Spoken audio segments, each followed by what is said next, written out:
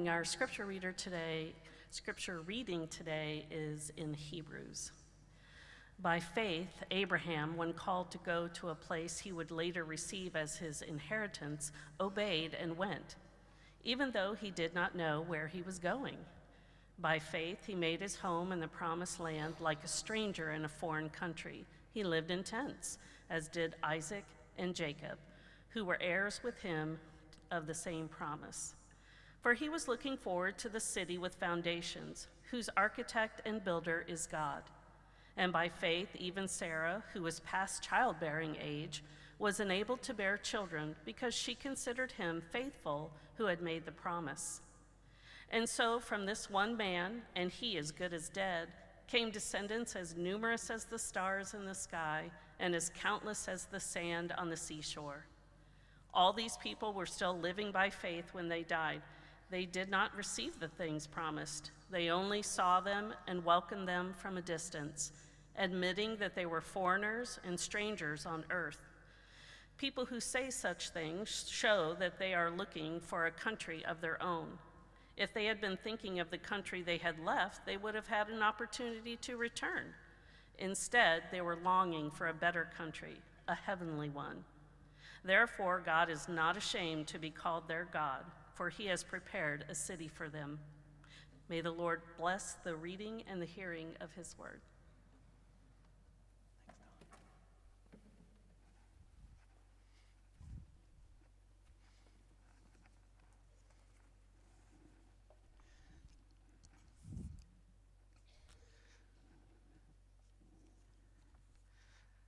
So I want to talk today about the idea of pilgrimage, which is a theme that is woven throughout all of Scripture, beginning with Abraham.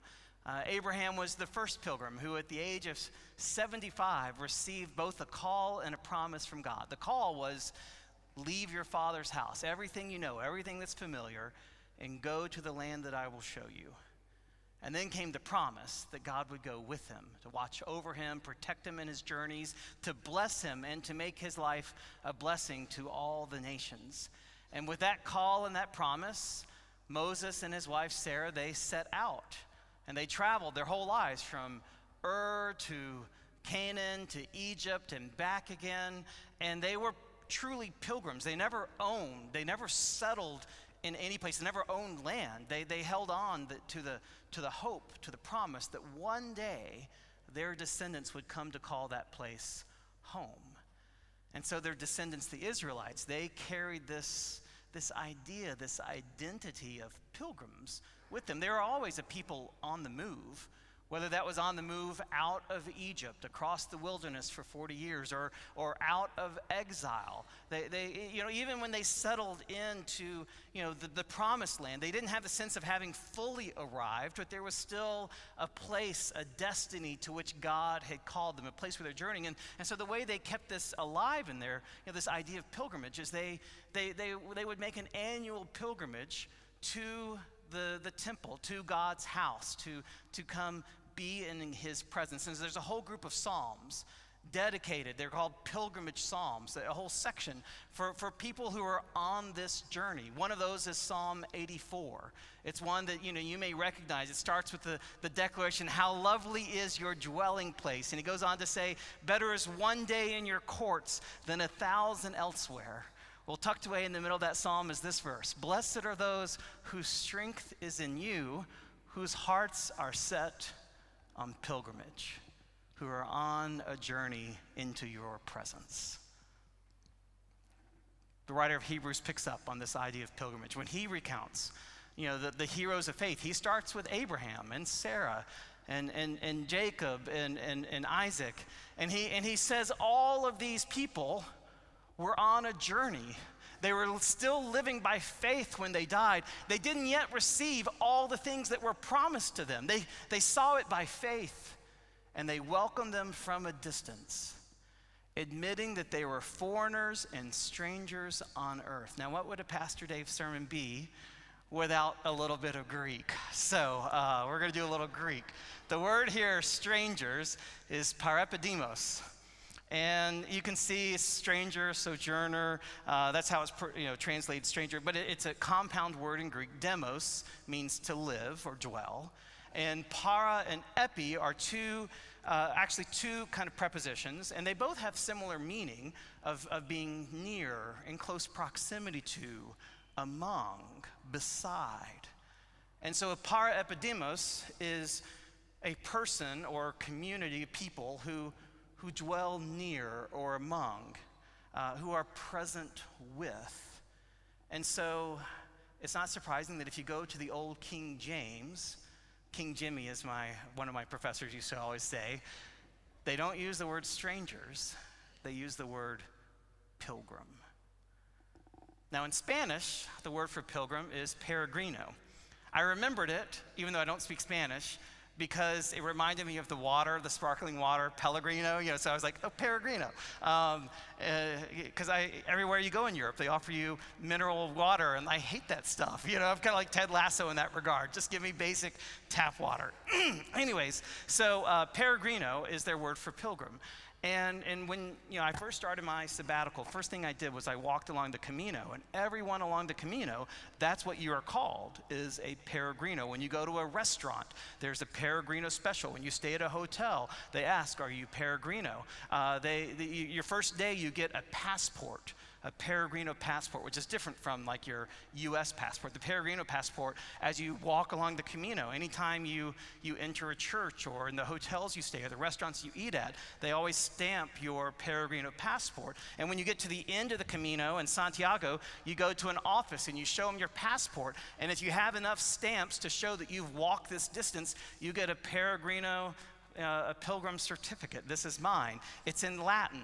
I talk about Greek all the time. I have no idea what this Latin says, but it proves there's one little part that's in English, and it says 115 kilometers. So that's the distance that I walked. So anyways, I didn't realize it at the time of like how much that idea of pilgrimage would impact the rest of my sabbatical, but it did. I read a book while I was walking along Camino. For those who don't know much about the Camino, let me just say quickly what it is. In the 9th century, a shepherd boy found remains of a body that was that identified, he was revealed to him in a dream, was the body of St. James the Apostle.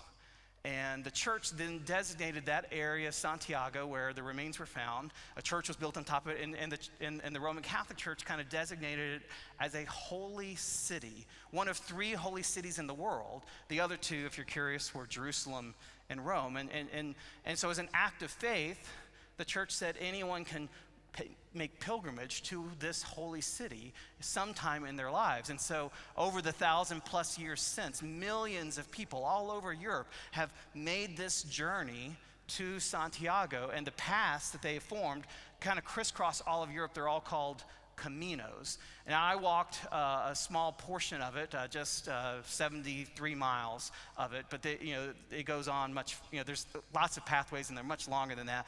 But the interesting thing about it today is that all kinds of people walk the Camino.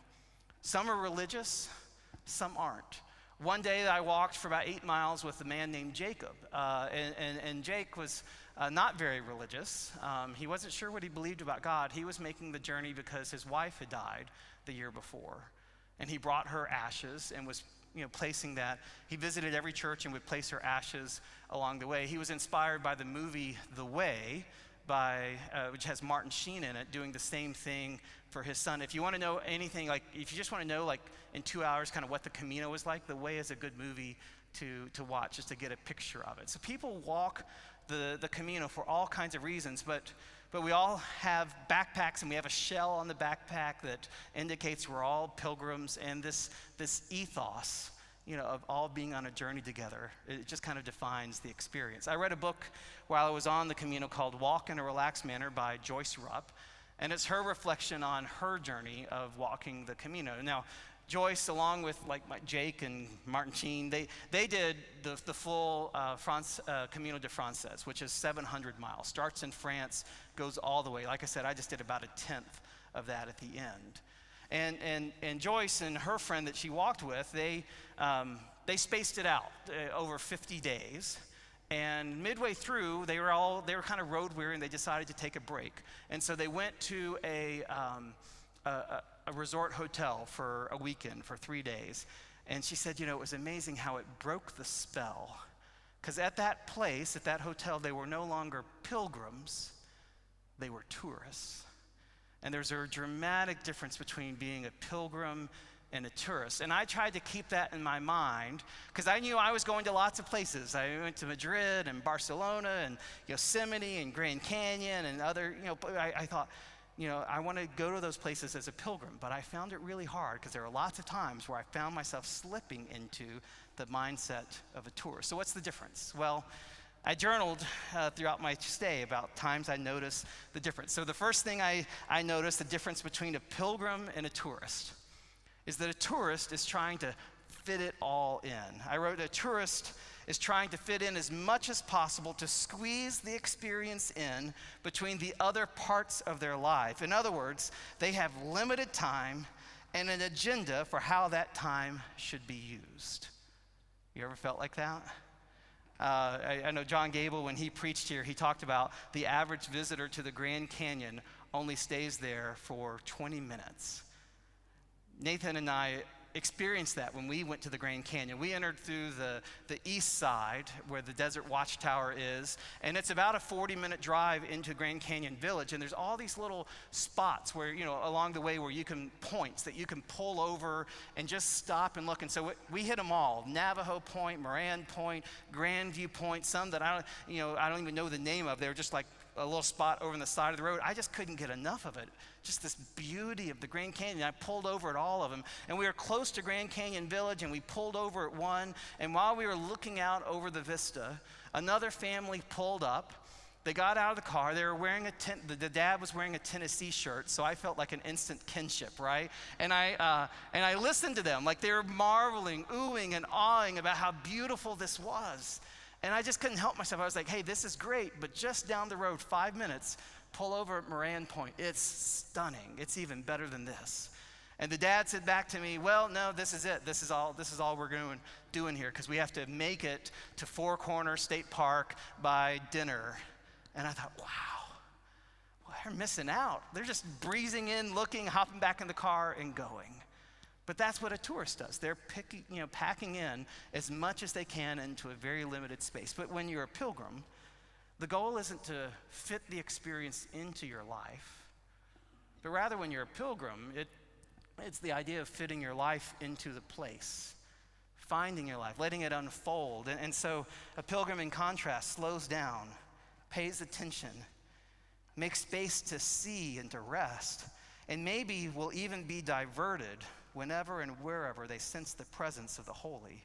The goal isn't to fit everything in, but rather to have your life enlarged by the journey. So later in this sabbatical, I read a book by Barbara Brown Taylor called Altar in the World, and she talks about the importance of reverence. And she writes, reverence is the recognition of something greater than the self.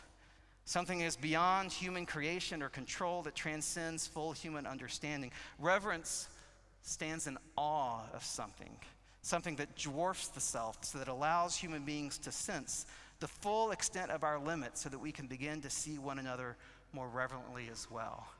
She says reverence is the thing that keeps human beings from acting like gods. That's what I kind of thought, that's what a pilgrimage is about. It's about seeking reverence. Go back to that Greek word I said, remember? To dwell among, or to be present with. When you're a pilgrim, you're not just getting through it to get to your destination, but a pilgrim is aware of the people and the land around them. They live in relationship with their context. And to do that, you have to slow down. Going back to Barbara Brown Taylor, she says, most of us move so quickly that our surroundings become no more than the blurred scenery we fly past on our way to somewhere else. We pay attention to the speedometer, the wristwatch, the cell phone, the list of things to do, all of which feed our illusion that life is manageable. Meanwhile, none of them meets the first criteria for reverence, which is to remind us that we are not gods. If anything, these devices sustain the illusion that we might yet be gods, if only we could find some way to do more faster. I don't think it was until I did the sabbatical, like there's something about when you stop and everyone else around you is still running full speed, that I recognized how fast life was moving around me, how fast my neighbors were moving, how fast my wife was moving. And the thing is I had this keen awareness. I was moving that fast just a few weeks ago. And I felt even a pressure while I was on sabbatical to be productive, like to make to-do lists, to fill my days so that I could go to bed at night feeling like I had used the time. But I learned to embrace that that's not what this sabbatical, the point wasn't, I wasn't to be productive. It wasn't about being God. It was about resting in the identity that I'm a child of God. That was a gift. So another difference between a pilgrim and a tourist. A tourist expects things to be easy, right? Or at least arranges the trip according to their comfort and ease. Like that's what I did on my trips. Like I picked the hotels, I picked the places we were gonna go. I even arranged sometimes for tours because I was like, I don't know what this place is like. I wanna have a guide who's gonna take me along. You arrange, and there's nothing wrong like with wanting a hot shower, a good shower, or a really good bed to sleep in at night. That's not bad. The problem is that when you kind of have arranged everything according to your ease, when something goes wrong, it's like the trip fell apart. Like when a flight is delayed. Jamel and I missed a flight coming home from Barcelona, and it was like there was protest, and it took us 3 hours to get from our hotel to the airport, and we were stressed the whole time. There was, or like if a reservation gets lost, or if a tour doesn't deliver, or if the weather is foul and ugly, and it feels like the whole trip is ruined because we only had this amount of time to get it all in. A pilgrim, in contrast, doesn't expect things to be easy. They actually expect there to be adversity along the way. And they embrace challenge and difficulty as part of the journey. That in truth, the adversity is what makes it all the more sweeter when you reach the destination. It's what forms community. It's what produces lasting transformation in our lives. I could have taken a train to Santiago and seen the cathedral and gone to the Mass. It would not have had nearly the experience of having walked 70 miles there. When I went to, some of the places we saw in Yosemite and other national parks, the top of Vernal Falls, the delicate arch, those things were all the more beautiful because of the journey it took to reach those places. Right? You with me? Like there's something about the journey and the adversity that makes it more meaningful. I didn't expect the Camino to be hard, I'll be honest. I knew it was 14 miles a day, which is a lot, but in my mind I was like, so by the way, this Homer Simpson picture was some of the graffiti along the way. And I was like, that's what I expected the Camino to be like. Just ho-hum, strolling along, 14 miles sounds like a lot, but I've done half marathons, and I did those in like 3 hours. I had the whole day to walk the Camino. What I was unprepared for was the terrain. Because I had read gently sloping hills. It was gently sloping sometimes, but it was pretty steep at other times. And the first day, I felt like I got my tail kicked. I collapsed when I reached the hotel. And the next day I thought, I'm gonna put on my running app on my phone to track this because I wanna see what this elevation is like. So on the second day, here's the elevation map of what it looked like. So you can see the first 6.5, 7 miles were all uphill with very little break or relief in it. And it wore me out. Like it was amazing and powerful, but there were times in the journey where I don't know if I want to do this. And it was funny at the time, I was like, I'm never doing this again. And now after I've done it, I want to do it again sometime. But one of the things I realized along the way, is that I was carrying way too much.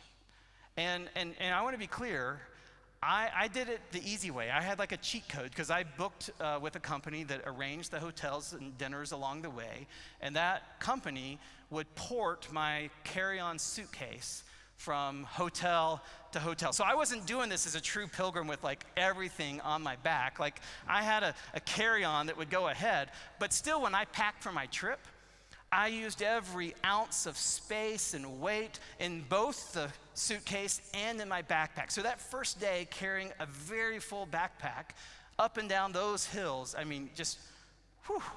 And so I realized if I'm gonna make this the next 4 days, I was just tossing stuff out, leaving it behind for the cleaning crew or whoever, because it's like, I don't need this for my journey. And it's not a very hard correlation to realize, that through life, a lot of us carry a whole lot more than we need to be carrying, whether that's possessions or ambitions or expectations or worries or fears or regrets. All of us are sometimes carrying stuff that we don't need for our journey. We're just not sure how to let it go. And I was kind of surprised as I was doing the Camino that one of the things that kind of rose up in my spirit was grief. I was really kind of shocked sometimes. I felt this sadness. And I was like, why am I feeling this? I'm in this beautiful place. I have this gift of 3 months. Why am I sad? And I realized it was because I had unresolved grief from the last handful of years. I've been so focused on keeping us moving forward as a church that I hadn't really made space in my life to work through all the feelings of grief. So I was doing kind of what Jacob and Martin's team were doing. Like, I didn't have literal ashes to place. But I was along my journey, both in the Camino and through the summer. Sometimes I would think of a person or a thing, or maybe a lost ambition or a hope, and I would just set it down and offer a prayer of blessing and just say, God, I have to let this go. I can name it, acknowledge it, but also recognize I didn't need to keep holding on to it because I had a journey ahead and it was time to let go. You with me? And that's part of the transformation that I don't think would have happened if I hadn't embraced some difficulty along the way. A pilgrim embraces difficulty and challenge as a way of experiencing God's transformation in their lives. And then the last difference between a pilgrim and a tourist is a pilgrim, I think, probably this is the biggest one. I think a tourist, I think, has a feeling of entitlement, right? Like I've paid for this restaurant or this hotel or this tour, and I expect to receive some good or service in return. I've paid for it, so I'm entitled to it. And there were times on my trip where some sense of entitlement occurred. I got to a hotel, they forgot our reservation. I was not very happy about that, or a restaurant, the meal was terrible, or a tour didn't deliver what it was supposed to. And the funny thing about, when you go on these tours, basically everywhere, I got they were asking for reviews. Whether it was a hotel or a restaurant or a tour, they would send an email or give me a card and say, leave us a review. And there were a couple times I thought, well, I'm going to leave you a review, all right. You're not going to like what I have to say, but I'm going to leave a review. And I most of the times I didn't. I did with one hotel. I was like, I left a really bad review. And I afterwards, even as I posted, I was like, what did I do that for? Was I really trying to hope that some other traveler would see this and stay away? No. What I wanted was the hotel to see it and to give me a discount or something, like entitlement, right? And luckily, that was not the main spirit that I carried through my journey. I mean, those are small little moments, and I would remember, no, I'm not a tourist, I'm a pilgrim. And pilgrims aren't marked by entitlement. Pilgrims are marked by gratitude. Just this awareness that it's all gift. And so, when I look back at pictures, some of what you saw at the beginning of the service, but it was all gift. And you can't being entitled and experience the true gift of things. So for me, this is a picture my daughter took of me riding a trolley in San Francisco. I just felt this childlike wonder. It was so much fun to ride a trolley up and down those hills of San Francisco. And this, Yosemite, People ask me what was my favorite place we went. To me, Yosemite. Just the granite cliffs, the waterfalls. It was just so awe-inspiring and beautiful. Muir Woods and the redwood forests. So peaceful, somber and serene. Like you go into them and you just instantly makes you feel small, and you appreciate how wonderful, how big God's creation is. Or the Grand Canyon, especially the sunsets. Just the reds and the purples and the orange, like colors. I mean, just extending as far as the eye can see. That's Nathan there. He and I enjoying sunset at Grand Canyon. Or some of the places we went, like Delicate Arch. What forces could make something like that perched on the edge of a hill? What could make that? Or we went to Antelope Canyon. How a single river and sand could sculpt just so beautifully the Slot Canyon that we walk through, or the night sky. Because a lot of these national parks are they're just away from all the lights of the cities and everything, and so you just see the stars. And again, you're just amazed at all the things that God created. And to get to share all these experiences with my family, my children, my son before he goes into a senior of high school, it was just like, what an amazing, pure gift. And so in that spirit of gratitude, I want to say thank you. Thank you to Lilly Endowment and CTS for funding this grant. Thank you to Ashleah, who's already been thanked, and our staff, our leaders, who kept the church humming in my absence, who encouraged me and supported me on this time away. Thank you to all of you. I mean, because I felt the love at the beginning of the service, but really I felt the love the whole month, 3 months long. Even though I wasn't here, even from a distance, I could feel your love, your prayers, your support. And so I just want to say thank you. And thank you for sharing in my pilgrimage, not just these 3 months that I've been away, but the 8 years that I've been your pastor. Thank you for doing me the honor of allowing me to be a pilgrim with you on your journey, because we're all on a journey together. So I want to close with some words from a book given to me by a member of the church. Thank you, Joan. I'm not sure where you're seated. And this is a book by a guy named Kevin Fedarko, who, with a friend of his, a buddy of his, set out to walk the entire length of the Grand Canyon below the rim. And he had no idea when he and his buddies started this journey how grueling it was going to be. It took them over a year. They broke the journey into stages. And at the end of his journey, because they broke it into stages, he actually ended his journey in the center below Grand Canyon Village. And so he hiked out of the Grand Canyon for his last time up Bright Angel Trail, which is the one you take. It's the most touristed trail going down into the Grand Canyon. So he's walking up after this amazing year-long journey of going through the Grand Canyon, and he's passing all the pilgrims who are, all the tourists really, who are walking down. And he said, they came in all shapes and sizes and ages and walks of life. And he said but it was funny, this experience had transformed him so that instead of seeing them as tourists, he saw them as pilgrims. They were pilgrims, he wrote, because they had come to a holy place, a cathedral in the desert. And I think it could apply to church as well. They had come to a holy place. And the hope of standing in the presence of something greater than themselves, something that would enable them to feel profoundly diminished and radically expanded in the same breath. They were pilgrims because there's something sacred in the belief that despite its ugliness and its many depravities, there are still places in our world, in our fallen and shadowed world, where wonder abides. But most of all, they were pilgrims because they were seeking their benedictions on foot, the simplest and humblest means of all. And so my word of encouragement to our church is, let us be pilgrims together. We're going to have a moment of silence, and I just want you to reflect. Where are you in your pilgrimage right now? What is God showing you along the way? What do you need? Or perhaps what do you need to even let go of for this stage in the journey? May you be a pilgrim. May you be aware of the people around you.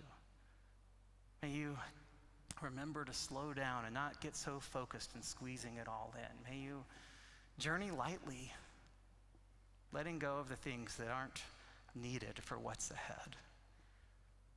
May you embrace adversity. Don't be afraid of it.